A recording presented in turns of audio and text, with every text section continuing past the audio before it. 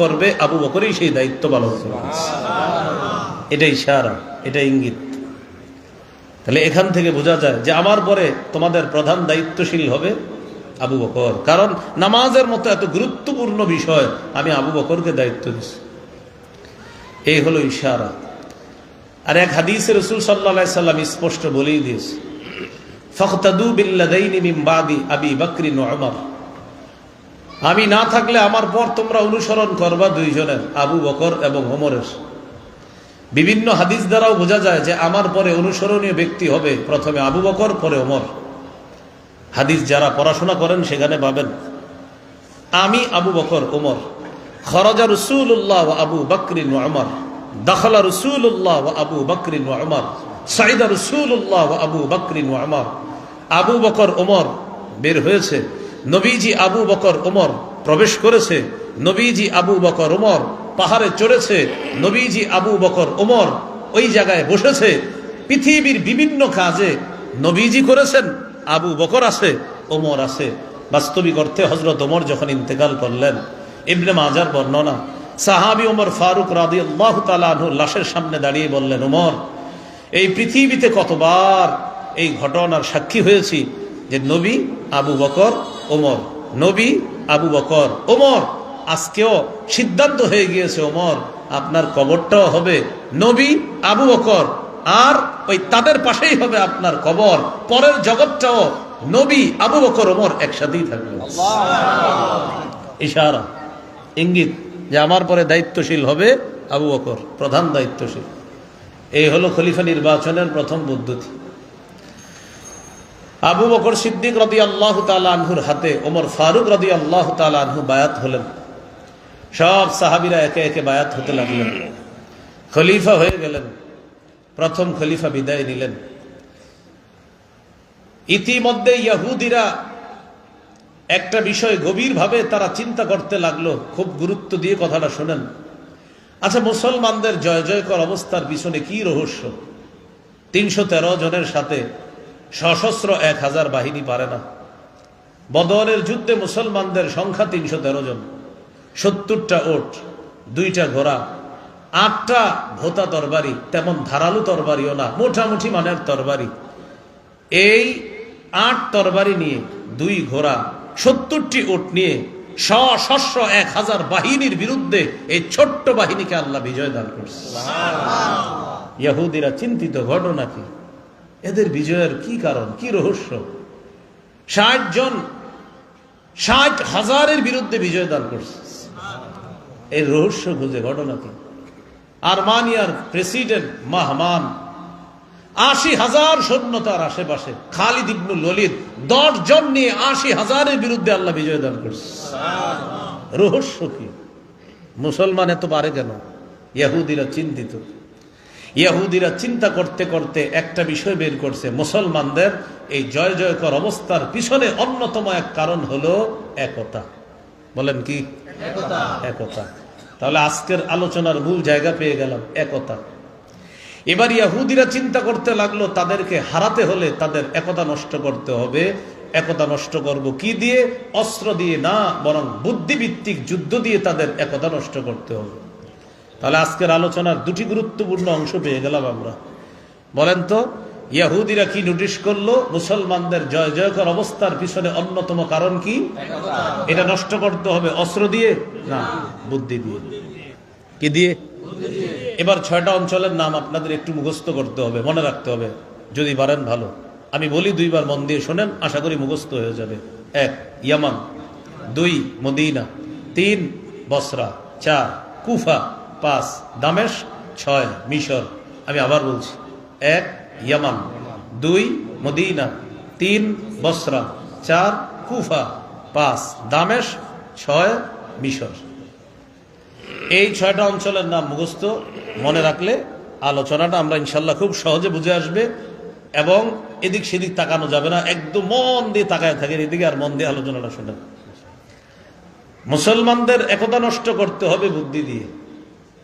সিদ্দিকে আকবর রাদিয়াল্লাহু তাআলা আনহুর জামানা শেষ হলো, খলিফা হলেন ওমর ফারুক রাদিয়াল্লাহু তাআলা। আর আমরা জেনেছি খলিফা নির্বাচনের দ্বিতীয় পদ্ধতি জীবিত খলিফা পরবর্তী খলিফার নাম ঘোষণা করে যাওয়া। আবু বকর সিদ্দিক রাদিয়াল্লাহু তাআলা আনহু জীবদ্দশায় ঘোষণা করেছেন, এই পৃথিবীতে আমার চোখে এই মুহূর্তে আমি চলে যাওয়ার পর ওমরের চাইতে যোগ্য মানুষ আমি দেখি না, তা আমি ওমরের নাম ঘোষণা করে গেলাম। এ ব্যাপারে আলোচনা আছে অবশ্যই।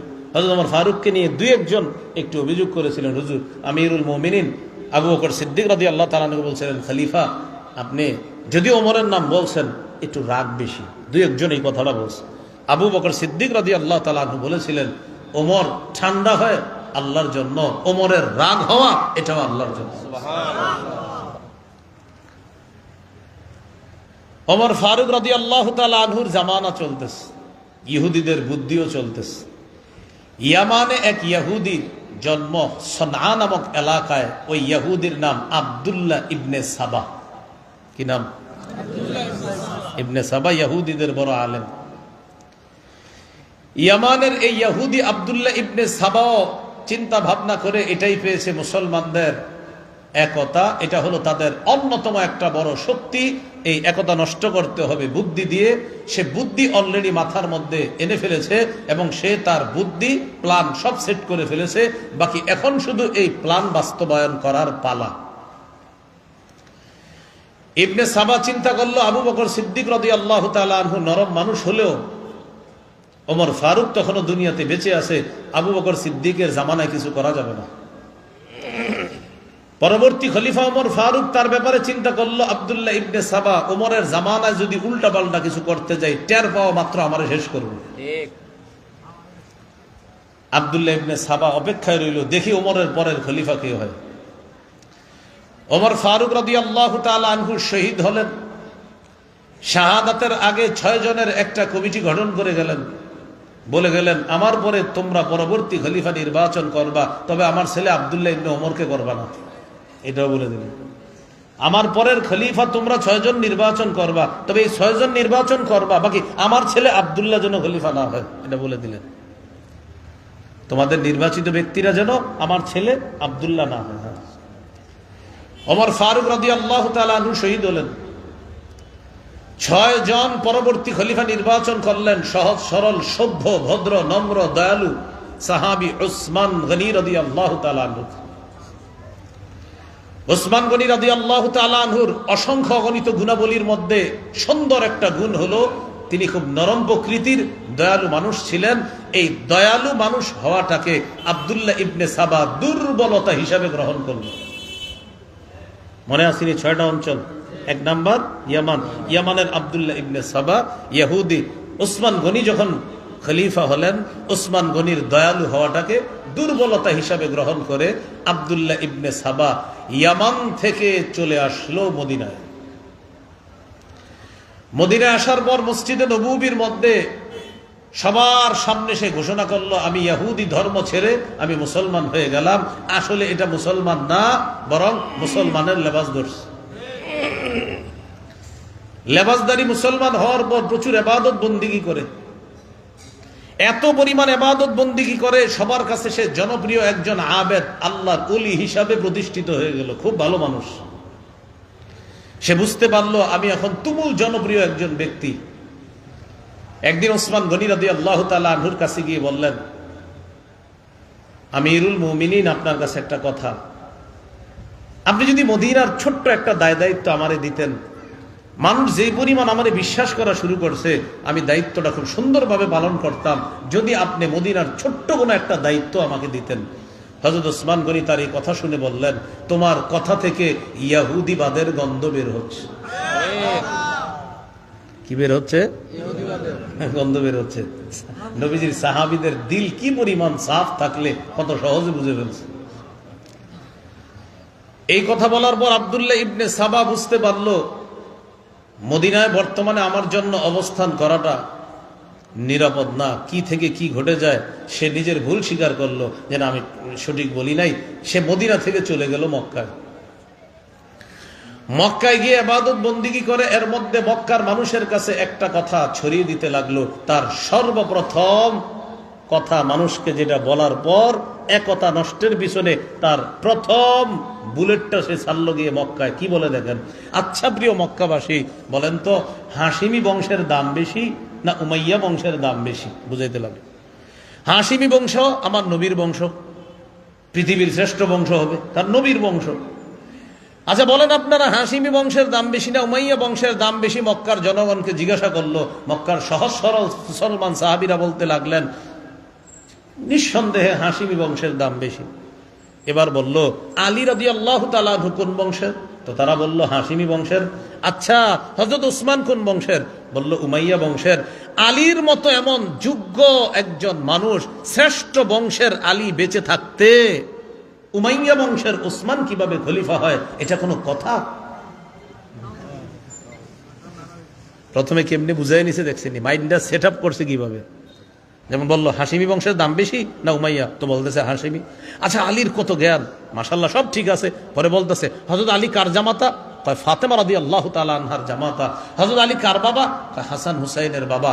হযরত আলী কার কন্যার জামাতা? কয় মুহাম্মদুর রাসূলুল্লাহ সাল্লাল্লাহু আলাইহি সাল্লামের কন্যার জামাতা। আচ্ছা হযরত আলী নবীর সম্পর্কে কি হয়? তার চাচাতো ভাই হয়। কয় এতগুলা যোগ্যতার অধিকারী আলী দুনিয়াতে বেঁচে থাকতে উসমান কিভাবে খলিফা হয়? প্রথম টোপটা দিল মক্কায়। এই কথা বলার পর কিছু সহজ সরল মুসলমান বলতে মনে করতে লাগলো, ঠিকই তো, যেটা আপনারাও আমি যদি একটু বুঝাই তখন কবেন হ হ হুজুর ঠিকই কইছেন। আমি যদি এটা না বললে আপনাদেরকেও বলতাম, অনেকে বলতেন ঠিকই তো। যেমন যারা বেদাত সাপ্লাই করে মাইকের সামনে বসে, এই বেদাতিরা প্রথম 10 মিনিট আপনারে সুন্দরভাবে আপনার মাইন্ড এমনভাবে সেট করবে, তখন বল মাথা লড়াইবেন এভাবে হ হ, এরপরেই বেদাতটা সাপ্লাই করবে। সহজে নিয়ে নেয় বেদাত। যেমন বেদাতিরা বেদাত করার আগে বুঝাইব হযরত আলী আল্লাহু আকবার, আল্লাহ রাসূল সাল্লাল্লাহু আলাইহি সাল্লামের কন্যার জামাতা, আল্লাহু আকবার। তো আমরা তো স্বীকার করি এটা। নবীজির মেয়ের জামাতা, আল্লাহু আকবার। নবীজির কলিজার টুকরার জামাতা, জান্নাতের রমণীদের সর্দারনির জামাতা, জান্নাতের যুবকদের সর্দার হাসান হুসাইনের বাবা। এইগুলা আপনারা সুন্দরভাবে বলার পরে বলবে যে হযরত আলী আর মুয়াবিয়ার মধ্যে কিছু একটা হয়েছে, এটা কি জানেন? তখন আপনারা বলবে, এটা বলার পর বলবে সুতরাং মুয়াবিয়া কাফের। নাউজুবিল্লাহ, জোরে বলেন নাউজুবিল্লাহ। এইভাবে দুর্বল দুর্বল কথা বইলা মুসলমানদের মাইন্ড সেট আপ দিয়ে আল্লাহ রাসূলের একজন জান্নাতি সাহাবীরে জাতির সামনে কাফের বলে ফেলে। এটা হলো বেদাতিদের একটা নিয়ম। বেদাতিদের এই নিয়মটা ঐতিহ্যগতভাবে পাওয়া, যেই পাওয়াটা তারা পেয়েছে আব্দুল্লাহ ইবনে সাবার তৈরি করা শিয়া সম্প্রদায় থেকে। ঐতিহ্যগত এই ধারাটা বর্তমান যুগের বেদাতিরা পেয়েছে। এখন অনেক বেদাতি মনে মনে বলবে, হুজুর এটা কারে বলছে? বেদাতিরে বলছি না। আপনি বেদাতি কিনা বলেন, যদি বলেন হ, তো আপনারই বলছি।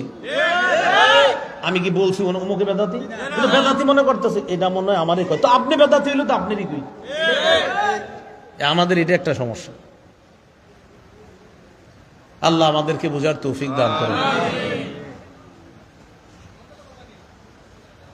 আব্দুল্লাহ ইবনে সাবা কিভাবে বুঝাই ফেললো? মক্কার কিছু সহজ সরল মুসলমান বলল, আলীর মতো এমন যোগ্য একজন ব্যক্তি বেঁচে থাকতে ওসমানের মতো একজন ব্যক্তি শাসক হওয়া, এই একটা প্যাচ তাদের মধ্যে লাগায়া আব্দুল্লাহ ইবনে সাবা আবার মদিনায় আসছে।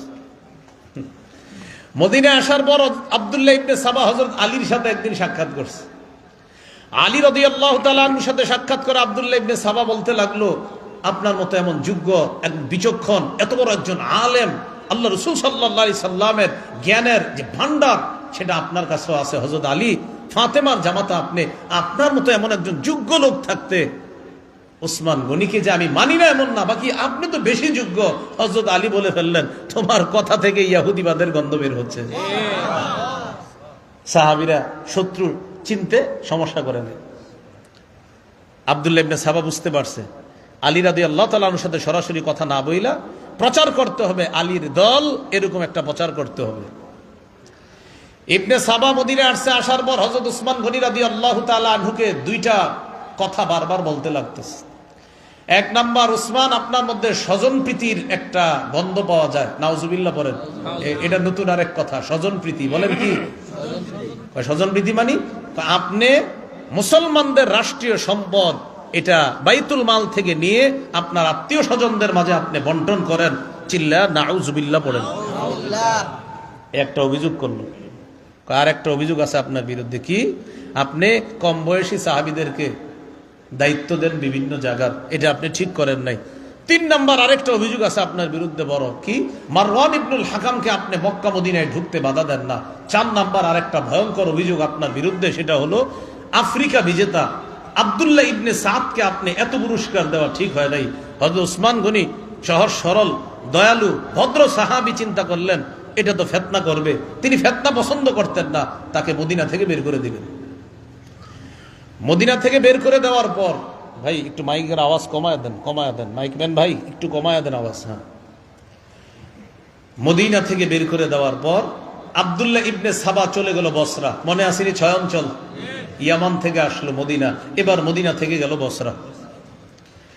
বসরায় গিয়ে আব্দুল্লাহ ইবনে সাবা জনগণকে বুঝাইতে লাগলো, প্রিয় বসরাবাসী, হযরত আলীর পক্ষে আপনাদের কাছে আমি কথা বলতে আসছি। চিন্তা করেন, আলী রাদিয়াল্লাহু তাআলা আনহুর পক্ষে আপনাদের জনমত তৈরি করতে আসছি।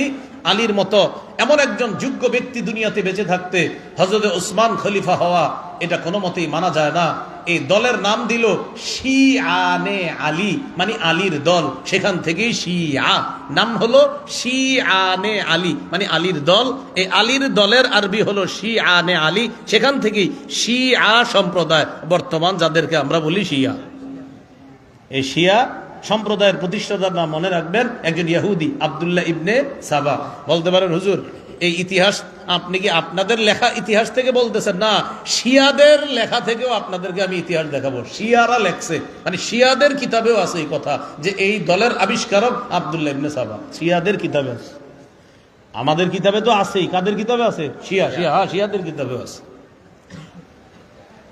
বসরা যাওয়ার পর জনগণকে দুর্বল কথাগুলা বইলা তার পক্ষে কিছু জনমত তৈরি করে ফেলছে আব্দুল্লাহ ইবনে সাবা। হযরতে আলীর পক্ষে বড় একটা দল তৈরি করছে, যেটা হযরত আলী নিজেও জানে না।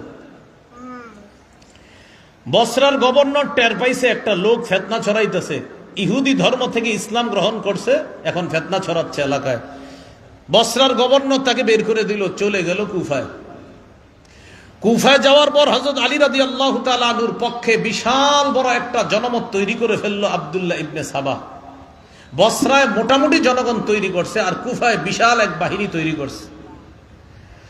এই বাহিনী তৈরি করার পর কুফার গভর্নর জানতে পারলো ইহুদি ধর্ম থেকে ইসলাম ধর্ম গ্রহণ করেছে বলে এক লোক প্রচার করে, আর এই লোক হযরত উসমানের বিরুদ্ধে আলী রাদিয়াল্লাহু তাআলা আনহুর পক্ষের লোক বলে নিজেকে পরিচয় দিয়ে আলীর পক্ষে জনমত তৈরি করে হযরত উসমানের খেলাফতের বিরুদ্ধে এই লোকটা বড় ষড়যন্ত্র চালাইতেছে। কুফার গভর্নর তাকে বের করে দিল কুফা থেকে, চলে গেল দামেস্কে, সিরিয়ার দামেস্ক। ইয়ামান থেকে মদিনা, মদিনা থেকে বসরা, বসরা থেকে কুফা, কুফা থেকে দামেস্ক। দামেস্কের তৎকালীন গভর্নরের নামটা একটু মনে রাখেন, আমিরে মুআবিয়া রাদিয়াল্লাহু তাআলা। আমিরে মুআবিয়া এমন একজন শাসকের নাম, সারা পৃথিবীতে যারা তীক্ষ্ণ বুদ্ধির অধিকারী ব্যক্তি ছিলেন, শাসক ছিলেন, তাদের মধ্যে অন্যতম একজন শাসকের নাম আমিরে মুআবিয়া রাদিয়াল্লাহু তাআলা। অসাধারণ চিন্তা শক্তি এবং তীক্ষ্ণ বুদ্ধির অধিকারী ছিলেন আমিরে মুআবিয়া। তখন সিরিয়ার দামেস্কের গভর্নর। একটু এই কথাটা মন দিয়ে শোনেন, এই জায়গায় ইন্টারেস্টিং 2টা ঘটনা ঘটছে। এই লোক দামেস্কে যাওয়ার পর চিন্তিত, এই জায়গায় কি উসমানের বিরুদ্ধে কাজ চালামু? দামেস্কে অনেক সাহাবীরা আছে, এদের মধ্যে কাজ করা তো সহজ হবে না। সে মুসলমান পরিচয় দিয়ে ইবাদত বন্দিগি করে লম্বা সময় চলে যাওয়ার পর একদিন সে নিজেকে বুঝতে পারলো আমি অনেক জনপ্রিয় একজন ব্যক্তি, নবীজির সাহাবী আবু দারদা রাদিয়াল্লাহু তাআলা আনহুর সাথে সে সাক্ষাৎ করলো। আবু দারদা রাদিয়াল্লাহু তাআলা আনহুকে বলল, আপনার সাথে একটা গুরুত্বপূর্ণ কথা আছে। সাহাবী আবু দারদা বললেন, কি কথা? আপনি তো মাশাআল্লাহ অনেক ভালো মানুষ, মুসলমান হয়েছেন, সারাক্ষণ ইবাদত বন্দেগী করেন, আল্লাহ ছাড়া কিছুই বুঝেন না, কি বলবেন বলেন? বলতেছে, মানে আমার মনে হচ্ছে আর কি, বলতেছে উসমানকে আমি অস্বীকার করি না, কিন্তু উসমান খলিফা ঠিক আছে, কিন্তু আপনার কি মনে হয় না হযরত উসমানের চেয়ে যোগ্য হযরতে আলী? নবীর সাহাবী আবু দারদা বললেন, আপনার ভিতর থেকে ইহুদিবাদ এখনো যায়নি। আপনার ভিতর থেকে ইহুদিবাদ এখনো যায় নাই। আমি জানেন ইতিহাসের এই অংশগুলো অবাক হই, সাহাবীরা কেমনে, একজন তো আরেকজনের সাথে দেখাও হয় নাই, একের পরে কিভাবে বলে দিতেছে। টেলিফোনেরও তো ব্যবস্থা ছিল না, কিন্তু দেখেন বলতেছে আপনার কথায় তো এখন ইহুদিবাদের গন্ধ রয়ে গেছে, আপনারা বলে মুসলমান হয়েছেন। আব্দুল্লাহ ইবনে সাবা বুঝতে পারছে এইখানে বেশি কথা বলা যাবে না। ইবনে সাবা লম্বা সময় চুপচাপ থাকলো। অনেক দিন পর আরেক সাহাবীর সাথে সাক্ষাৎ, উবাদা ইবনু সামিত রাদিয়াল্লাহু তাআলা। উবাদা ইবনু সামিত রাদিয়াল্লাহু তাআলা আনহুকে বলল, আপনার সাথে একটা কথা বলতে চাই। কি কথা? উবাদা ইবনু সামিত রাদিয়াল্লাহু তাআলা আনহু বললেন, আপনার অনেক আলোচনা শুনি, মাশাআল্লাহ আপনি মুসলমান হইছেন, অনেক ইবাদত বন্দেগী করেন, কি বলবেন বলেন। উবাদা ইবনু সামিত ওই কথা বলল যেটা আবু দারদা রাদিয়াল্লাহু তাআলা আনহুকে বলল, আপনার কি মনে হয় না হযরতে ওসমানের চাইতে সবকিছুতে হযরত আলী এগিয়ে, বংশীয়ভাবে সবকিছুতে হযরত আলী এগিয়ে, এটা কি আপনার মনে হয় না? উবাদা ইবনে সামিত কিছু না বইলা এইভাবে হাতটা ধরছে, এইভাবে হাত ধরছে, মনে রাখবেন। হাত ধইরা কোনো জবাব না দিয়া সোজা দামেস্কের গভর্নর আমিরে মুআবিয়ার কাছে নিয়ে গেছে। চলো, সুবহানাল্লাহ।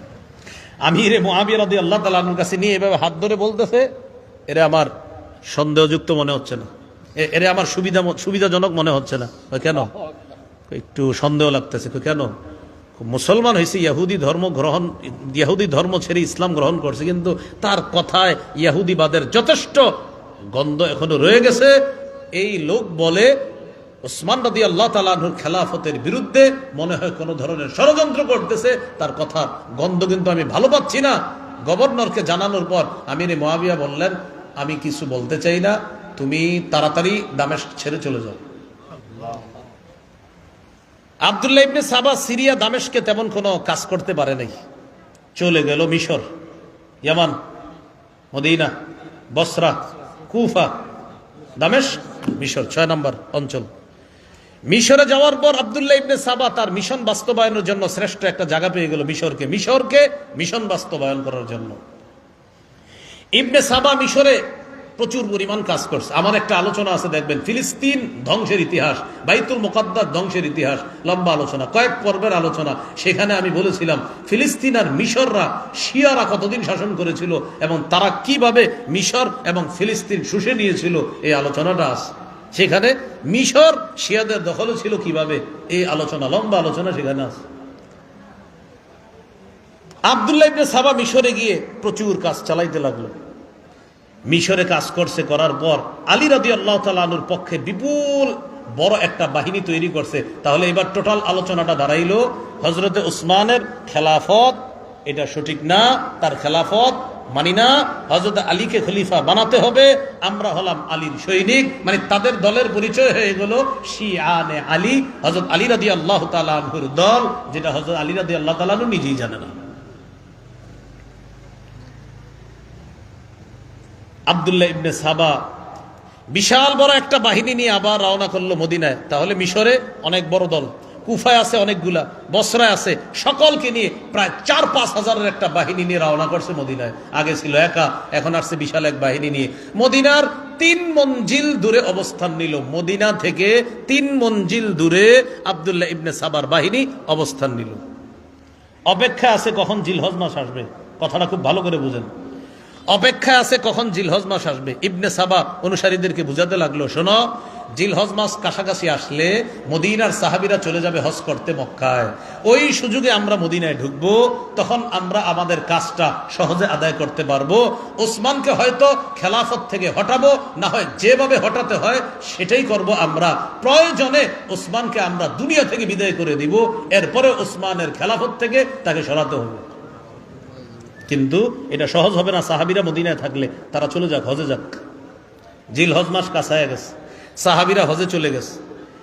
রাসূলুল্লাহ সাল্লাল্লাহু আলাইহি সাল্লামের স্ত্রী আয়েশা সিদ্দিকা রাদিয়াল্লাহু তাআলা আনহা, আমাদের আম্মাজান, তিনিও হজে গেছেন। নবীজি সাল্লাল্লাহু আলাইহি সাল্লামের বড় বড় 2 জন সাহাবী, তালহা জুবায়ের রাদিয়াল্লাহু আনহুমা, তারা হজে যাননি। আলী রাদিয়াল্লাহু তাআলা আনহু হজে যাননি। আলী রাদিয়াল্লাহু তাআলা আনহুর 2 সন্তান হাসান হুসাইন রাদিয়াল্লাহু আনহুমা, তারা হজে যাননি। আর খলিফা হযরত ওসমান, তিনিও হজে যাননি।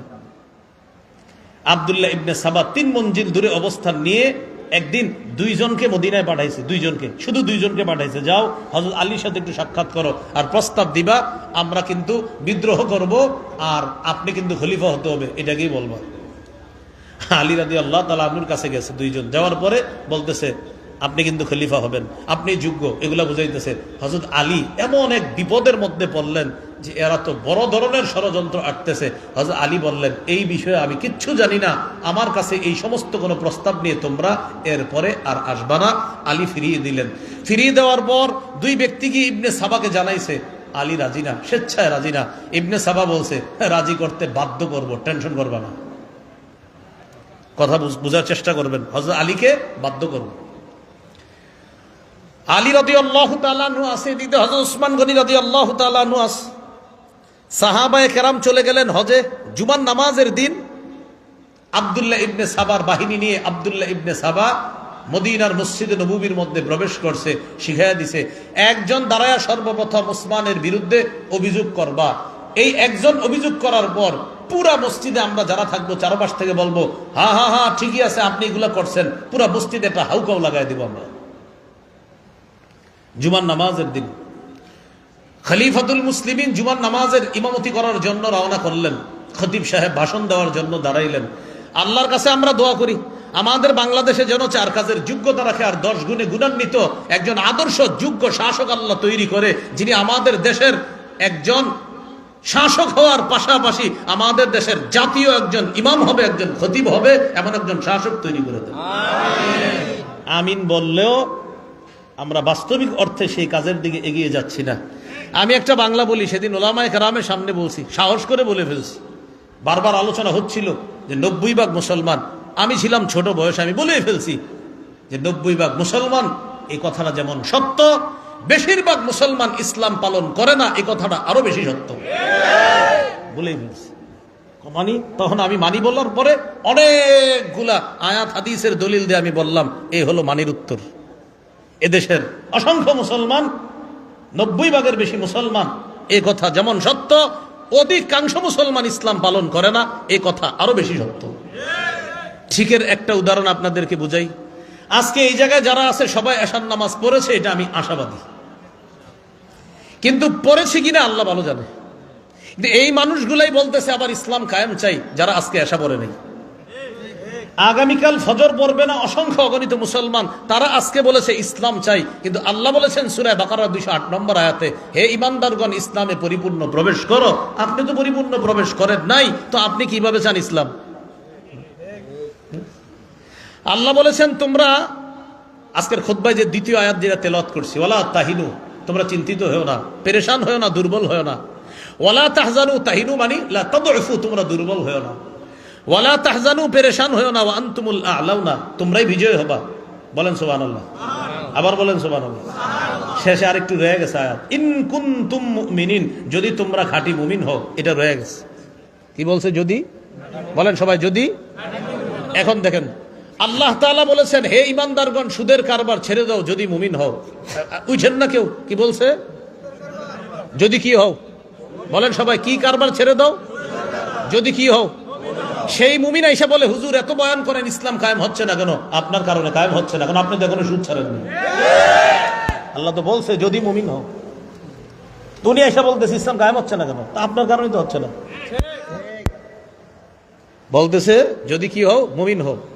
খতিব সাহেব জুমার নামাজে বয়ান করলো, ইন্নামাল খামরু আল মাইসিরু আল আনসাবু আল আজলাম, জুয়া, মদ, দেব দেবী, ভাগ্য নির্ণয়ক স্বর, এগুলা ইত্যাদি রিজসুম মিন আমালি শায়তান, শয়তানের কাজ, এগুলা নাপাক। ফাজতানিবুহু, এগুলা থেকে বেঁচে থাকো। নামাজের পর অনেকে বলল, হুজুর ইসলাম কায়েম হচ্ছে না কেন? এর মধ্যে অসংখ্য অগণিত লোক আছে যারা জুয়ার মধ্যে জড়িয়ে আছে। ওই ব্যক্তিও বলতেছে, হুজুর ইসলাম কায়েম হচ্ছে না কেন? আল্লাহর কোরআনে বলতেছে, যদি মুমিন হও তাহলে তো তুমি জুয়া খেলতে পারো না, জুয়ার কাছেও তুমি যাইতে পারো না। আল্লাহ বলছে যদি মুমিন হও তো তোমরাই বিজয় হবা। আপনি বলছেন ইসলাম বিজয় হচ্ছে না কেন? আমি তো এখনো খাঁটি মুমিন হই নাই, কারণ আমি মুমিন, আমি সুদ খাই। আমি মুমিন, আমি জুয়া খেলি। আমি মুমিন, আমি মদ খাই। আল্লাহ বলছে শর্ত, শর্ত যদি মুমিন হও বিজয় তোমরা হবা। তাহলে আমরা 90% বেশি মুমিন। বলেন 90% বেশি কি? যদি মুমিন না। আমরা 90% বেশি মুমিন, কিন্তু যদি মুমিন হও যেটা, সেটা না, মানে খাঁটি মুমিন না। আমরা 90% বেশি মুমিন, খাঁটি মুমিন না। কারণ এই দেখেন আজকে আমি বললাম, ভাই আগামীকালের মধ্যে এলাকার সবাই সুদ ছেড়ে দেন, তাহলে ইনশাল্লাহ আপনাদেরকে নিয়ে একটা স্বপ্ন দেখবো। এখান থেকে যাওয়ার পরে বলবে, হ্যাঁ সবকিছুই ঠিক ছিল, এটা আবার কি কইল? আল্লাহ আমাদেরকে হেফাজত করেন। হ্যাঁ, আলোচনায় চলে যাই মূল অংশে। মসজিদের মধ্যে ঢুকছে, ঢুকার পর ওসমান গনি রাদিয়াল্লাহু তাআলা আনহু ভাষণ দিতে দাঁড়াইছে। একজন দাঁড়ায় বলল, আপনার বিরুদ্ধে 4টা বড় বড় অভিযোগ আছে। ওই যে যেই ঢোল আগে বাইরে হয়ে গেছে, আব্দুল্লাহ ইবনে সাবা। 1 নাম্বার, আপনি স্বজনপ্রীতি করেন। 2 নাম্বার, কম বয়সী সাহাবীকে আপনি গভর্নর বানান। 3 নাম্বার, আব্দুল্লাহ ইবনে সাদকে আফ্রিকা বিজেতা অনেক পুরস্কার দিয়েছেন। 4 নাম্বার, মারওয়ান ইবনুল হাকামকে মক্কা মদিনায় ঢুকতে আপনি বাধা দেন নাই। এই 4টা অপরাধ আপনার বিরুদ্ধে। পুরা মসজিদ হাউকাউ শুরু করলো, হ্যাঁ হ্যাঁ আপনার বিরুদ্ধে অভিযোগ। হযরত ওসমান বললেন, শান্ত হও, আমি অভিযোগের জবাব দিচ্ছি। কারণ এই ফিতনা চায় না। 1, তোমরা বলছো আমি স্বজনপ্রীতি করি, রাষ্ট্রীয় মাল থেকে আমি আমার আত্মীয় স্বজনদেরকে দান করি। এটা একটা মিথ্যা কথা। আল্লাহ আমাকে এত পরিমাণ সম্পদ দান করেছেন। নবী জীবদ্দশায় বড় বড় কোনো কাজ করবে তো নবীজি বিভিন্ন হাদিস দিয়ে বিভিন্ন ফায়দা বলতেন। আমি বুঝতাম যে নবী আমারই বুঝাইতেছে, আমি যেন অংশগ্রহণ করি। আল্লাহ রসুলের ওই বড়গুলা কাজ, ওই বড় বড় কাজগুলা আল্লাহ আমার অর্থ দিয়েই সেই কাজগুলা সমাধান দিতেন। ওই যে কূপটা দেখো, দেখাইতেছে এই কূপটা। নবীজি বলছিলেন এই কূপ যে কিনে দিবে মুসলমানদের পিপাসা নিবারণের জন্য, আল্লাহ তাকে জান্নাতে এই হাউস দান করবে, এটা দান করবে। এই ফজিলত বলার পর এই কূপ কিনে দান করার মতো ওই মুহূর্তে সাহাবায়ে কেরাম সবাই মিলেও অর্থ দেওয়া সম্ভব না। আমি উসমানের মাধ্যমে একাই আল্লাহ তাআলা এই অর্থের ব্যবস্থা করেছি। শোনো, প্রায় 12 বছর আমি খলিফা, আমার জন্য মাসিক বেতন আছে। এই পর্যন্ত রাষ্ট্র থেকে আমি 1 টাকাও বেতন নিইনি। তোমরা কার বিরুদ্ধে স্বজনপ্রীতির অভিযোগ তুলছো? আমি যে দান করি সব আমার নিজস্ব অর্থ থেকে আমি দান করি। বাইতুল মাল চেক করো, সেখান থেকে কোনো রকমের অর্থ কেলেঙ্কারি হয় না। চেক করতে পারো, খোঁজ নিতে পারো। আর স্বজনদেরকে যেটা, সেটা আমি নিজস্ব অর্থ থেকে দান করি। অভিযোগ নাম্বার 2, ছোট কম বয়সী সাহাবীদেরকে আপনি গভর্নর বানাইছেন। এটা একটা অভিযোগ করছে। মানে হে বুঝাইতে চাইতেছে আমার মতো মুরব্বী থাকতে আপনি এরকম ছোট ছোট মানুষকে এত দায়িত্ব দেন, এটা বুঝাইতেছে আর কি। হযরত ওসমান গনি বললেন, ছোটদেরকে দায়িত্ব দিয়ে বড়দেরকে তার অধীনে করা নবীর যুগেই এই সুন্নত ছিল। আমি তো নবীর সুন্নত জিন্দা করছি। দলিল, উসামা ইবনে জায়েদ নবীজির নাতি। এই নাতির বয়স যখন 17, নবীজি উসামা ইবনে জায়েদকে জিহাদের ময়দানে নেতৃত্ব দিয়ে তার অধীনে বয়স্ক সাহাবীদেরকে আল্লাহ রাসূল পাঠিয়েছে। এই ঘটনা নবীর জীবদ্দশায় ঘটেছে। আমি কম বয়সী সাহাবীকে দায়িত্ব দিয়ে নবীর ওই সুন্নতকে জিন্দা করছি। সুবহানাল্লাহ। 3, আব্দুল্লাহ ইবনে সাদ আফ্রিকা বিজয় করছে। ভয়ঙ্কর অঞ্চল বিজয় করার কারণে আমি তার জন্য পুরস্কার ঘোষণা করছি অনেক। তোমাদের কথা হলো রাষ্ট্রীয় কোষাগার থেকে এত পুরস্কার না দেওয়া। ঠিক আছে, পুরস্কার ফিরিয়ে নিলাম, ফিতনা করো না। 4, মারওয়ান ইবনুল হাকামকে আমি কেন বাধা দেই না? মারওয়ান একজন মুসলমান, আল্লাহ মুসলমানকে বাধা দিতে নিষেধ করছে। মক্কা মদিনা মুসলমানদের জন্য উন্মুক্ত, যেখানে আল্লাহ অনুমতি দিছে সেখানে আমি উসমান বাধা দেওয়াকে। এই কথাগুলো বলার পরে মুসলমান যারা বিদ্রোহ করছিল আবার সহজ সরল মুসলমানদের মাঝে বুঝে এসে গেছে, না খলিফার তো কোনো দোষ নাই। ইবনে সাবা বিষয়টা বুঝতে পারছে, এরা তো সবাই আবার অন্যরকম হয়ে যাইতেছে। আব্দুল্লাহ ইবনে সাবা এখন আবার ওই প্রথম ঢোলটা আলী হাশিমি বংশের যোগ্য ব্যক্তি থাকতে আপনার মতো লোক আবার আগেরটা ফিরে আনছে কথা। এটা বলার পর মসজিদের মধ্যে আবার হাউকা। তারা তো আগে প্ল্যান করে রাখছে, আমরা যাই বলুক না কেন আমরা ফিতনা করব। হযরত ওসমান ফিতনা পছন্দ করতেন না। বেহুশ হয়ে গেলেন, দাঁড়ানো থেকে উনি বেহুশ হয়ে গেলেন মসজিদে। হুশ ফিরে আসছে। ওসমান গনি বাসায় গেলেন। বাসায় যাওয়ার পর বিদ্রোহীরা তার বাসা ঘেরাও করে ফেলছে। 18 দিন আরেক বর্ণনায়, 20 দিন আরেক বর্ণনায়, 40 দিন পর্যন্ত তাকে আটক করে রাখা হলো, গৃহবন্দী করে রাখা হলো। আমিরে মুআবিয়া চিঠি পাঠাইছে, আপনি চলে আসেন দামেস্কে। ওসমান গনি রাদিয়াল্লাহু তাআলা আনহু জবাবে আমিরে মুআবিয়াকে জানাইলেন, মুআবিয়া, আল্লাহ রাসূলের শহর ছেড়ে আমি কোথায় যাব বলো? মুআবিয়া, আমার নবীর ছেড়ে আমি কোথাও যেতে পারবো না। 2 নাম্বার, তুমি বলছো এইখানে আইসা বিদ্রোহীদেরকে শায়েস্তা করবা। বিদ্রোহীদেরকে শায়েস্তা করার সময় কিছু সহজ সরল মুসলমানের রক্ত ঝরবে। আমি চাই না উসমানের কারণে মুসলমানের শরীরে রক্ত ঝরুক। হযরত আমির মুআবিয়া 2টা প্রস্তাব দিছে। 1, ওদের বিরুদ্ধে আমি লড়াই করি। 2, আপনি দামেস্কে চলে আসেন। তো লড়াইয়ের বিষয়ে বলল মুসলমানদের রক্ত ঝরবে, এটা আমি চাই না। আর দামেস্কে যাইতে বললা, নবীর শহরটা ছেড়ে আমি যাব না। আমার শহীদ করে দিলে যেন এখানেই করে দেওয়া হয়, আমি বাইরে যাব না। 40 দিন পর্যন্ত ঘরে খাবার পানি যা ছিল শেষ হওয়ার পরে নতুন করে বাহির থেকে খাবারও যাইতে দেয় না, পানিও যেতে দেয় না। বাসা থেকে কূপটা দেখা যায়, যে কূপটা হযরত ওসমানের টাকায় কেনা, ওই কূপের পানি সবাই পান করে, ওসমানের জন্য পানি যায় না। স্ত্রী নায়লা বাহির থেকে যখন ভিতরে যায়, মুখ খুইলা চেক করে ভিতরে কোনো পানি টানি আসেনি মুখের ভিতরে। চিন্তা করে, মুখ দিয়ে এভাবে মুখ বন্ধ করে কোনো স্বামীর জন্য পানি নেয় কিনা চেক করে, মুখ খুইলা চেক করে। নির্যাতনের বিভৎসতা কাকে বলে? ওসমান গনি রাদিয়াল্লাহু তাআলা বসার মধ্যে আছে, আলী রাদিয়াল্লাহু তাআলা আনহু তার দুই ছেলে হাসান হুসাইন সহ শক্তিশালী সাহাবী প্রায় ৮-১০ জনের কথা আসছে। তাদেরকে হযরত উসমানের বাসার সামনে মেইন গেটে পাহারাদার নিযুক্ত করছে। এর মধ্যে হাসান হুসাইন তারাও পাহারাদার। হযরত আলী রাদিয়াল্লাহু তাআলা আনহু এমন এক বিপদের মধ্যে পড়লেন, যারা বিদ্রোহী ওরা পরিচয় দিচ্ছে আমরা আলীর দল, কিছু করতে পারতেছে না, পরিচয় দিতেছে আলীর দল। কিছু করা মানি সারা পৃথিবীতে ছড়ায় পড়বে, মুসলমানদের দেখো হযরত আলী নিজের দল মুসলমানদের এইভাবে শায়েস্তা করতেছে। আসলে তো বেশিরভাগ ইহুদিবাদের মধ্যে আক্রান্ত এরা। হাসান হুসাইন সহ সবাই পাহারা দিতেছে। শেষ দিন যেদিন তিনি বিদায় নিবে দুনিয়া থেকে, পিছনের দেয়াল প্রেসিডেন্ট হাউসের পিছনের দেয়াল টপকে ঘরের মধ্যে আঘাত করে ঘরের ভিতরে তারা কয়েকজন ঢুকছে। হযরত উসমান সূরা বাকারা পড়তেছিল, ১ নাম্বার পারা তেলাওয়াত করতেছে। ১ নাম্বার পারার ২০ নম্বর পৃষ্ঠা, হাফিজি কোরআন মাজিদ অনুযায়ী এই পৃষ্ঠাটা উনি পড়তেছে।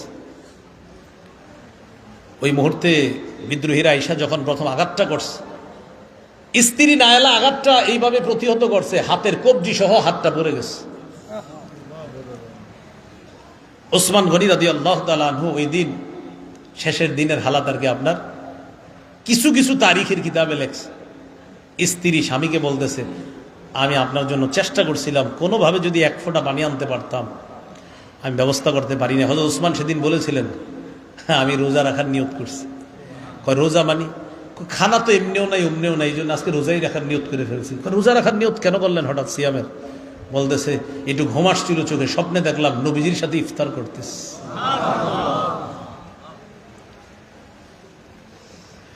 অনেক সহজ সরল একজন সাহাবী ছিলেন হযরত উসমান, খুব লাজুক সাহাবী ছিলেন।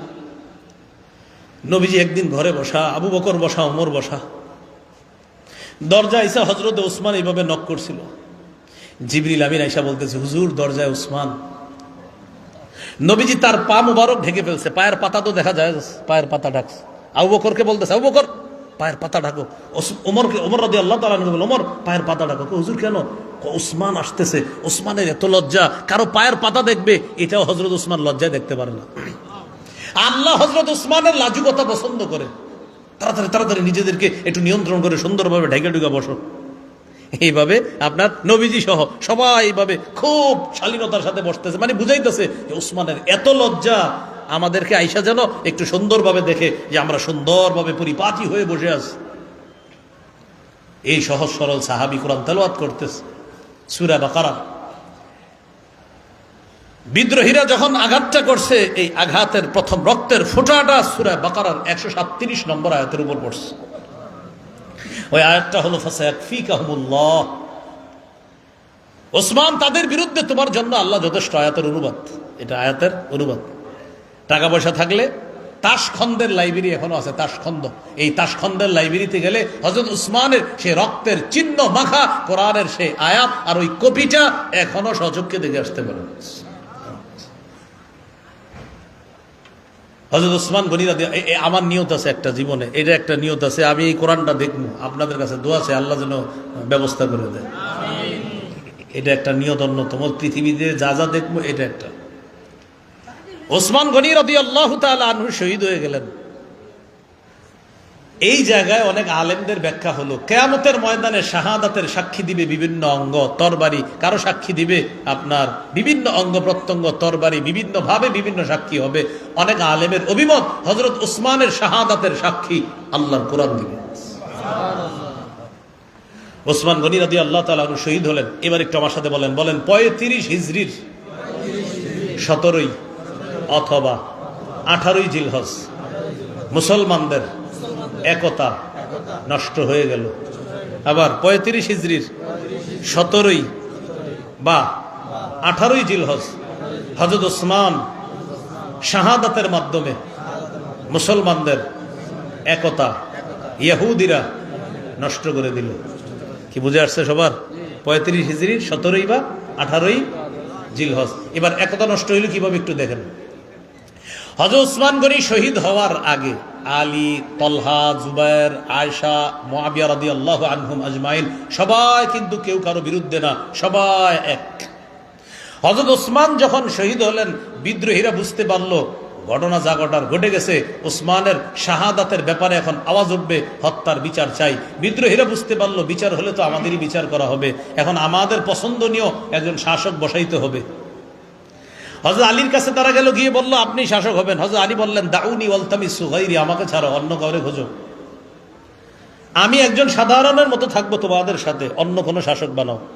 ইবনে সাবা হুমকি দিল, আপনি যদি খলিফা না হন, জোর করে আমাদের মধ্যে কেউ খলিফা হবে আর রক্তের বন্যা আরো বসায়া দিব, আপনি খলিফা না হলে ফিতনা আরো কাকে বলে সব দেখাবো, এখন আপনি কোনটা গ্রহণ করবেন? হযরত আলী চিন্তিত হয়ে গেলেন, এই মুহূর্তে যদি হযরত আলী খলিফা না হয় এরা ফিতনা আরো করবে, মুসলমানদেরকে ঢালাওভাবে তারা রক্তপাত করার প্ল্যান করে নামছে। হযরত আলী মুসলমানদের রক্ত খেলা যেন বন্ধ হয় এই চিন্তা তিনি খলিফা হওয়ার জন্য নিজের পক্ষ থেকে সিদ্ধান্ত স্থির করলেন। 2 নাম্বার আরেকটা বিষয় চিন্তা করলেন, আমি যদি খলিফা না হই, এদের মধ্যে কেউ খলিফা হয়ে যেতে পারে, তাহলে বিদ্রোহীদের হাতে চলে যাবে।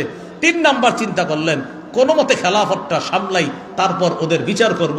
আলেমরা বলেন হযরতে আলীর এই চিন্তা একদম সঠিক ছিল। ওনার চিন্তা কি ছিল? হ্যাঁ, ওই মুহূর্তে বিচক্ষণতার সাথে, ধৈর্যের সাথে, নরম মাথায়, একদম নরম চিন্তার সাথে উনি খেলাফত গ্রহণ করে খেলাফতটা সামাল দিয়ে তারপর বিচার করা, এটাই ছিল সঠিক। কিন্তু আবেগ তো মুসলমানদের, অন্যান্য মুসলমানরা হযরত উসমানের শাহাদাত মেনে নিতে পারলো না। এর মধ্যে তলহা, জুবায়ের রাদিয়াল্লাহু আনহুমা তারা মদিনা থেকে চলে গেল মক্কার দিকে।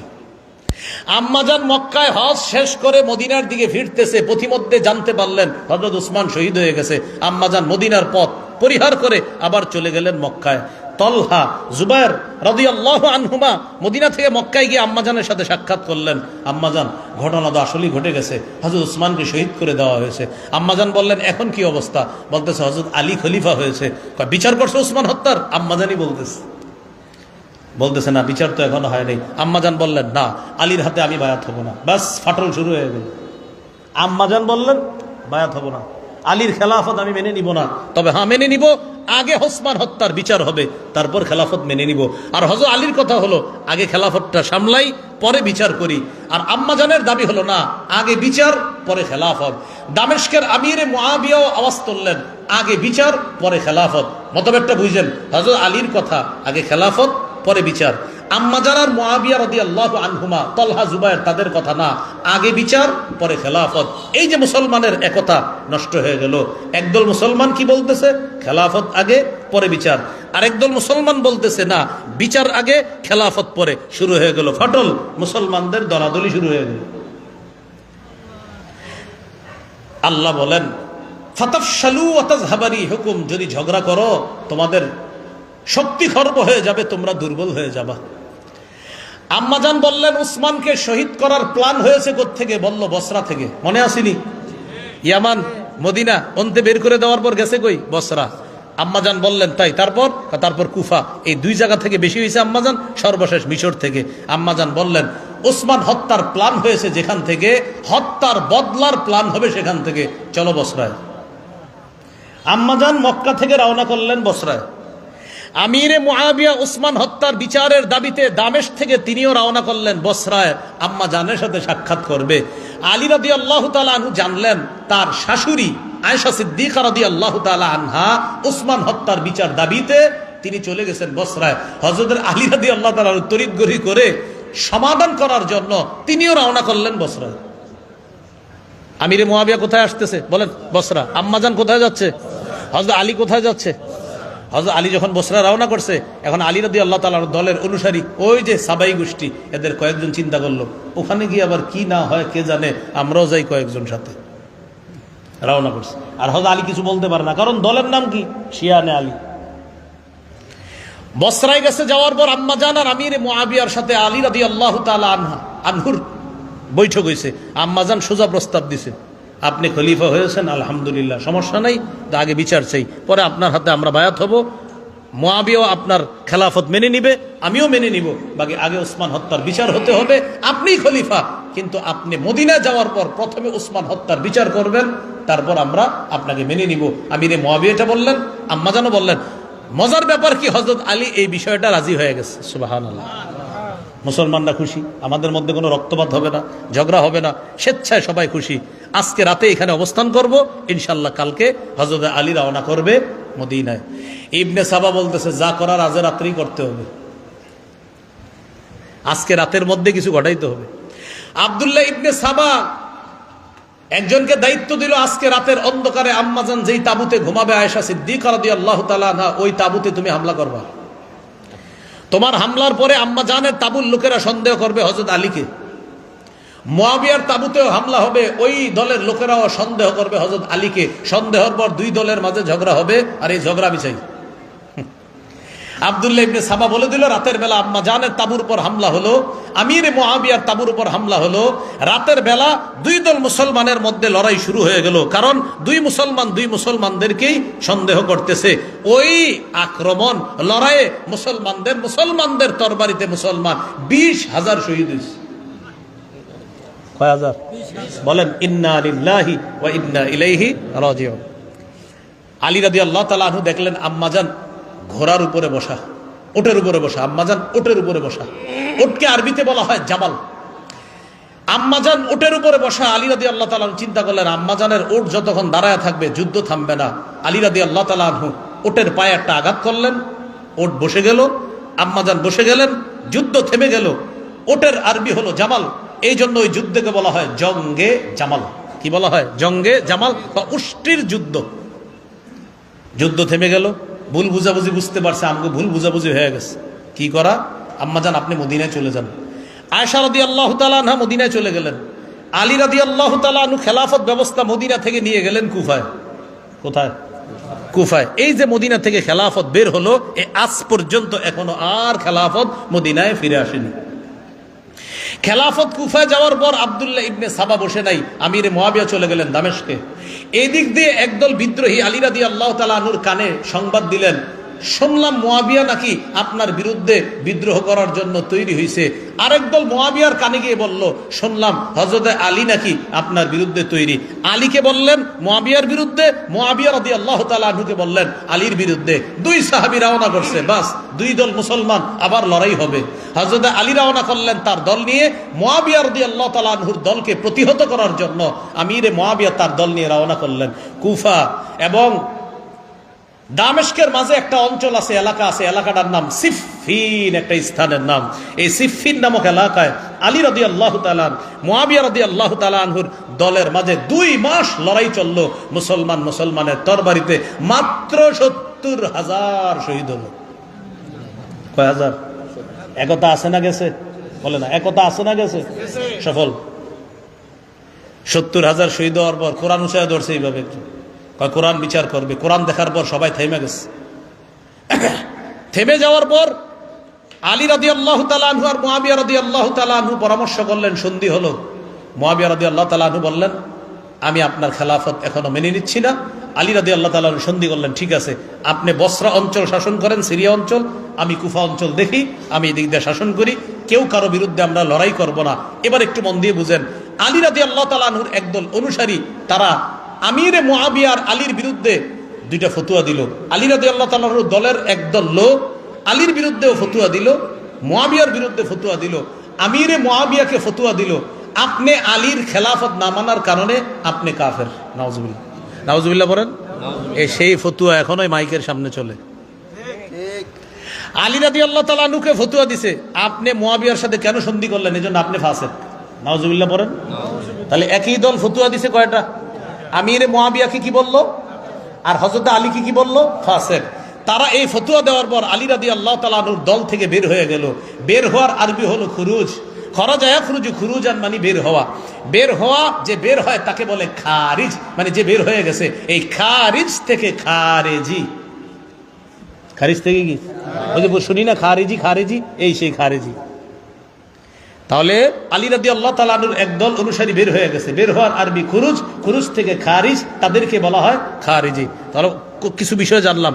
জঙ্গে জামাল, উষ্টির যুদ্ধ, জঙ্গে সিফফিন, সিফফিনের যুদ্ধ। আরেকটা জানলাম খারিজিদের পরিচয়। এখান থেকে আমরা বুঝলাম খারিজিরাই ফতুয়া দিছে, আমিরে মুআবিয়াকে বলছে কাফের, আলীকে বলছে ফাসেক।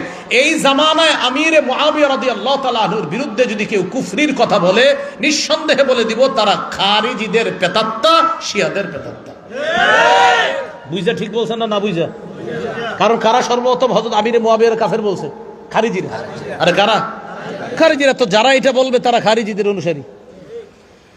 কিন্তু এরা কি করে জানেন? উল্টা এই ট্যাগ আমাদের উপর লাগায়, আমাদের বলে ওরা খারিজি মাদ্রাসার ছাত্র। কি বল? আপনি কোন মাদ্রাসার? খারিজি মাদ্রাসা। যারা এগুলো আগে ছিল দেশ গ্রামে, মুরব্বীরা বলতো খারিজি মাদ্রাসা বড়, এরকম।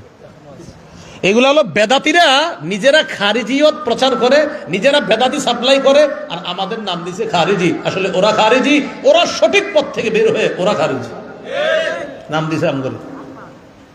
আল্লাহ আমাদেরকে বোঝার তৌফিক দান করেন। আলী রাদিয়াল্লাহু তাআলা। এবার তিনজন সাহাবীর নাম বলেন, শেষ করে দিচ্ছি। বলেন আলী, মুআবিয়া, আমর। আলী, মুআবিয়া, আমর ইবনুল আস। বলেন তো আলী রাদিয়াল্লাহু তাআলা আনহুর দল থেকে বের হয়ে গেছে, তাদেরকে কি বলে? এই খারিজিরা আলীর বিরুদ্ধে এবার শুরু করলো।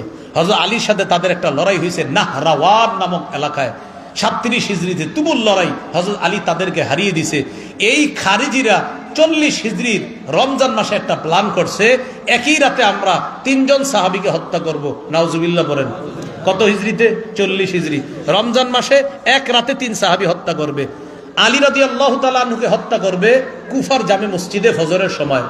আমিরে মুআবিয়াকে হত্যা করবে দামেস্কের জামে মসজিদে ফজরের সময়। আমর ইবনুল আসকে হত্যা করবে মিশরের জামে মসজিদে ফজরের সময়। 3 জনকেই ফজরের সময় হত্যা করবে।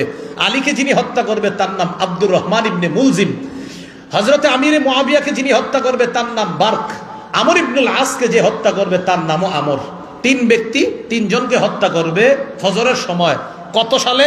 40 হিজরির 17ই বা 21শে রমজান। আমি আবার বলছি, 40 হিজরির 17ই বা 21শে রমজান ফজরের নামাজের পর 3 সাহাবী 3 মসজিদে ইমামতির জন্য বের হলেন।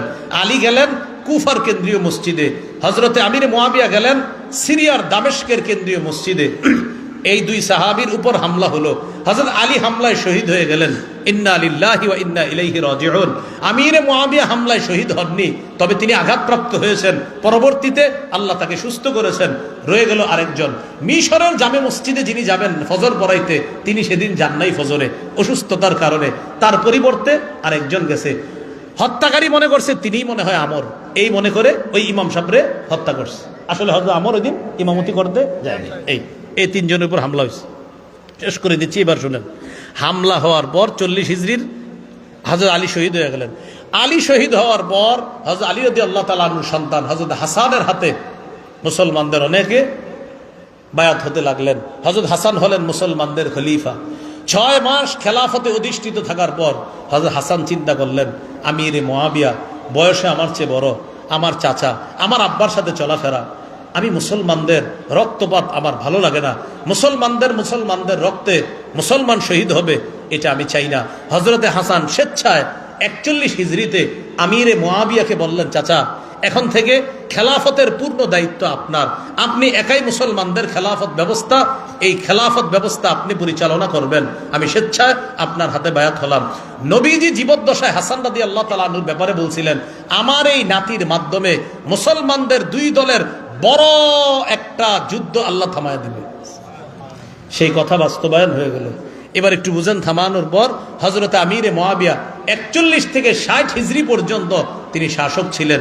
এই শাসন আমলে মুসলমানদেরকে আবার উনি একতাবদ্ধ করতে উনি সক্ষম হয়েছিলেন। একতা আবার ফিরিয়ে এনেছিলেন তিনি। কোন রকম বিদ্রোহকে তিনি সমর্থন দিতেন না, কোন রকম বিদ্রোহ তিনি বরদাস্ত করতেন না। এই 41 থেকে 60 হিজরি পর্যন্ত বেলুচিস্তান, ফিলিস্তিন, কাশ্মীর, আফগানিস্তানের কান্দাহার, কাবুল, পাকিস্তানের লাহোর পর্যন্ত, আফ্রিকা পর্যন্ত প্রায় 64 লক্ষ বর্গ মাইল আল্লাহ তাআলা মুসলমানদের খেলাফতের অধীনে নিয়ে আসছে। কয় লক্ষ? 64 লক্ষ। এই একতা আবার এসেছিল, একতাটা আবার নষ্ট হয়ে গেছে 60 হিজরির পর ইয়াজিদের হাতে যখন খেলাফত যায়। এখানে মনে রাখা দরকার, ইয়াজিদ আমিরে মুআবিয়া রাদিয়াল্লাহু তাআলা আনহু ছেলে, ইয়াজিদের নিঃসন্দেহে তার সমালোচনা করতে হবে। ইয়াজিদ জুলুম করেছে, কোনো সন্দেহ নাই। সন্তানের কারণে জান্নাতি সাহাবা আমিরে মুআবিয়া রাদিয়াল্লাহু তাআলা আনহুর ব্যাপারে কোন ধরনের বেয়াদবিমূলক শব্দ মুখে আনবো না, শুনবো না। নবীজি বলেছেন, আমার উম্মতের সর্বপ্রথম যেই দলটা নৌপথে লড়াই করবে তারা সবাই জান্নাতি। কদ আউজাবু বলছে, তারা জান্নাত ওয়াজিব করে নিয়েছে। সর্বপ্রথম ওই দলটা যিনি তৈরি করেছিলেন তিনি আমিরে মুআবিয়া। এই হাদিস থেকে বোঝা যায় আল্লাহ রাসূলের একজন জান্নাতি সুসংবাদপ্রাপ্ত সাহাবী আমিরে মুআবিয়া। সুবহানাল্লাহ। কথা কি বুঝে আসছে সবার? তো চলেন মূল আলোচনায় আবার ফিরে যাই। আমাদের মূল শক্তি কি ছিল? একতা। নষ্ট করছে অস্ত্র দিয়ে, কি দিয়ে? বুদ্ধি দিয়ে। কত হিজরি? 35 হিজরি। কত জিলহজ? 17ই বা 18ই জিলহজ। এই আপনার যে ব্যক্তি নষ্ট করছে তার নাম আব্দুল্লাহ ইবনে সাবা। জন্ম কোথায়? ইয়ামানে। আসছে কোথায়? মদিনায়। বের হওয়ার পর গেছে কই? বসরা। সেখান থেকে কুফা, কুফা থেকে দামেশ, দামেশ থেকে মিশর। মনে আসেনি সবার? এইভাবে সে আবার বিশাল বাহিনী নিয়ে ফিরে এসেছিল। এইভাবে মুসলমানদের একতাটা নষ্ট করে দিয়েছে। আল্লাহ বললেন, তোমরা আল্লাহর আনুগত্য করো, রসুলের আনুগত্য করো, ঝগড়া করো না। যদি ঝগড়া করো তোমরা দুর্বল হয়ে পড়বা, তোমাদের শক্তি খর্ব হয়ে যাবে। ইসলাম পরিচয়ে, ইসলাম শব্দে আমাদের বাংলাদেশের মুসলমানদের একতাবদ্ধ হওয়া ছাড়া এখন বিকল্প কোনো রাস্তা নাই। মুসলমানরা যদি গৌরবে আবার ফিরে যেতে চায়, মুসলমান যদি আধিপত্য বিস্তার করতে চায়, মুসলমান যদি আল্লাহর গোলামিতে সব মানুষকে একত্রিত করতে চায়, আমাদের বাংলাদেশে 90 ভাগের বেশি মুসলমান তারা ঘুরে ফিরে কখনো পার্শ্ববর্তী কোনো ব্যক্তির গোলামি করে অথবা দূরের কোনো ব্যক্তির গোলামি করে না, মুসলমান আল্লাহর গোলামি করে। এই জন্য আল্লাহর গোলামি করতে হলে মুসলমান এক হতে হবে। এক হওয়া ছাড়া আপনি আল্লাহর গোলামি যদি করতে চান, একসাথে এক হয়ে একসাথে লড়তে হবে, আগাইতে হবে, না হয় কিন্তু মুসলমান পারবে না। আজকে এই জায়গায় ঠিক ঠিক বলছে না, বের হওয়ার পরে বলবে তোর আব্বাই দাদাই যা করছে আমরাও তা করবে, হে কি ডাইসি করতে বয়ান একটা দিয়ে গেছে, এরকম বলবে অনেক মানুষ। না, এরকম যে বললাম না, মুসলমান ফজর পরে, জোহর পরে, আসর পরে ইসলাম পালন করে না, লালন করে না। এই জন্য মনে রাখবেন, আপনি যাকে সমর্থন করবেন, সমর্থন করার আগে 4 কথা মাথায় রাখবেন। এই কথা বলে শেষ করে দিচ্ছি। 1, যাকে সমর্থন করবেন তার ব্যাপারে আপনি সাক্ষী দিতেছেন, যাকে সমর্থন করবেন তার ব্যাপারে আপনি সাক্ষী দিতেছেন। 2 নাম্বার, যাকে সমর্থন করবেন তার ব্যাপারে আপনি সুপারিশ করতেছেন। 3 নাম্বার, যাকে সমর্থন করবেন তার ব্যাপারে আপনি গরিব খেটে খাওয়া মানুষের প্রতিনিধিত্ব তাকে আপনি সাব্যস্ত করতেছেন, প্রতিনিধিত্বের অথরিটি তাকে প্রদান করতেছেন। 4, যাকে আপনি সমর্থন করবেন আপনার সমর্থনটা তার পক্ষে একটা আমানত। এই 4 কথা আবার বলছি, সাক্ষী, সুপারিশ, জনগণের প্রতিনিধিত্বের অথরিটি প্রদান, 4 নাম্বার আমানত। আপনি যদি সুপারিশ করেন, যদি অন্যায় কারো পক্ষে হয়, রবের কাছে দাঁড়ানোর জন্য প্রস্তুত থাকেন। আপনি যদি সাক্ষী দেন, যদি অন্যায়ের পক্ষে সাক্ষী হয়, আল্লাহর কাছে দাঁড়ানোর জন্য তৈরি থাকেন। আল্লাহর কসম বলছি, তৈরি থাকেন। 3 নাম্বার, খেটে খাওয়া মানুষের দায়িত্ব কোনো যদি পাপিষ্ঠ হাতে মানুষের হাতে ছেড়ে দেন, রবের কাছে দাঁড়ানোর জন্য তৈরি থাকেন। 4, আপনার সমর্থন আমানত, আমানতের যদি খেয়ানত করেন, আল্লাহর কাছে দাঁড়ানোর জন্য তৈরি থাকেন। সূরা নিসা 58, সূরা মাইদা 48 থেকে 50 নম্বর আয়াত। আল্লাহর কাছে আপনি অবশ্যই দাঁড়াতে হবে। তাহলে আমি আবার বলছি, বলেন তো, সমর্থন করব যাকে করি, যাকে যেভাবে করি, কয় কথা মাথায় রাখবো? আবার বলেন, কয় কথা? এই মাদ্রাসার একজন সভাপতি নতুন আমরা বানাবো, কথার কথা। তো এই সভাপতি নির্ধারণ হবে। মুফতি আনিসুর রহমান সাহেব বললেন যে এখানে আমরা একজন নতুন দায়িত্বশীল বানাবো। তো যাকে আমরা দায়িত্বশীল বানাবো তার পক্ষে সমর্থন দেওয়ার আগে কয় কথা মাথায় রাখবো? 1, সাক্ষী। 1 কি? 2, সুপারিশ। 3, আমি তাকে প্রতিনিধি বানাই দিছি। 4, আমি আমানত, আমি তার পক্ষে সমর্থন করা আমানত। এই মাদ্রাসা হোক, দেশের দায়িত্ব হোক, এলাকার দায়িত্ব হোক, সমাজের দায়িত্ব হোক, মসজিদের দায়িত্ব হোক, যাকে দায়িত্বে বসাবেন তার পক্ষে যদি আপনি কথা বলেন মানে সাক্ষী দিলেন, তার পক্ষে যদি কথা বলেন মানে সুপারিশ করলেন, তার পক্ষে যদি কথা বলেন জনগণের দায়িত্ব তাকে দিলেন, তার পক্ষে যদি কথা বলেন আপনার আমানতটা তার পক্ষে আপনি রাখলেন। খুব সাবধান, আল্লাহকে ভয় করে কিন্তু সামনের দিকে আগাবেন। আল্লাহ আমাদের সকলকে ঐক্যবদ্ধ হয়ে আবার যেন আমরা ঘুরে দাঁড়াতে পারি, বিজয় যেন আল্লাহ আমাদেরকে দান করে, আল্লাহ তৌফিক দান করেন। সুবহানাল্লাহি ওয়া বিহামদিহি, সুবহানাকাল্লাহুম্মা ওয়া বিহামদিক, আশহাদু আল্লা ইলাহা ইল্লা আনতা, আস্তাগফিরুকা ওয়া আতুবু ইলাইক। আমিন ওয়া আখিরু দাওয়ানা আলহামদুলিল্লাহি রাব্বিল আলামিন।